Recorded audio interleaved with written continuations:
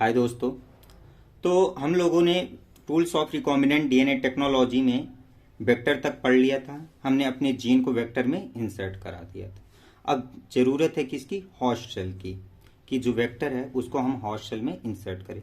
तो host cell में ऐसी क्या क्वालिटीज़ होनी चाहिए, होस्ट सेल क्या है, उसके बारे में हम कुछ जान लेते हैं। तो होस्ट सेल एक ऐसे जैविक तंत्र अथवा कोशिकाएं जिनमें पुनर्संयोजी रिकॉम्बिनेंट डीएनए अणु के वाहक अथवा वेक्टर को प्रोपेगेट किया जा सके, वो क्या कहलाती है? हमारी होस्ट सेल कहलाती हैं। मतलब कि जो हमारा रिकॉम्बिनेंट डीएनए है, रिकॉम्बिनेंट डीएनए को हम उस सेल्स में प्रोपेगेट कर सके, ऐसी सेल्स क्या कहलाएंगी? हमारी होस्ट सेल्स कहलाएंगी। The host are the living system और cells in which the carrier of recombinant DNA molecules और vector can be propagated, right. इसके कुछ एग्जाम्पल्स हैं, जैसे Escherichia coli, yeast, animal and plant cells को हम होस्ट सेल में यूज करते हैं। जो इस्चीरिया कोलाई है यह प्रोकैरियोटिक सेल्स के बैक्टीरिया से हो गई, और दूसरी भी हम इसमें बैक्टीरिया का एक होस्ट सेल यूज कर सकते हैं, जैसे बैसिलस सब्टिलिस हो गया। और यूकैरियोटिक सेल्स की जैसे फंजाई में हम एस्परजिलस हो गया, और एनिमल्स में हम oocytes जो होती हैं, oocyte सेल्स होती हैं, उनको यूज करते हैं।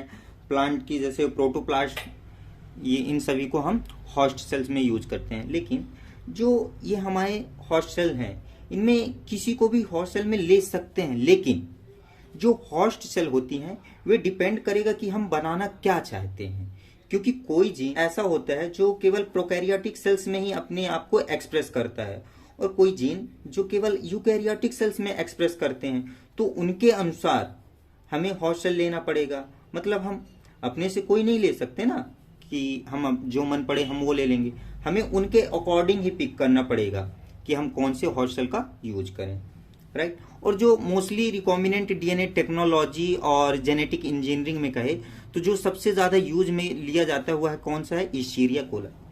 अब इस्चीरिया कोलाई को होस्ट सेल में इतना ज्यादा क्यों यूज किया जाता है, उसके भी कुछ रीजन है। क्योंकि इस्चीरिया कोलाई को कल्चर करना आसान होता है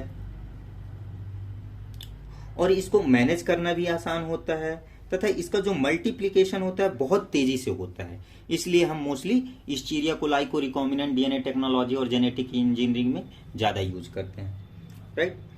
अब इसके कुछ कैरेक्टरिस्ट, जो आइडियल होस्ट होते हैं उसके कुछ कैरेक्टर होने चाहिए, तभी तो हम उनको होस्ट सेल में यूज कर सकेंगे। जो इनका रूपांतरण, जो इनका ट्रांसफॉर्मेशन है, वो कैसा होना चाहिए? सिंपल एंड इजी होना चाहिए, ताकि हम उनको सिंपल और इजी से सिंपल वे से ट्रांसफर कर सकें।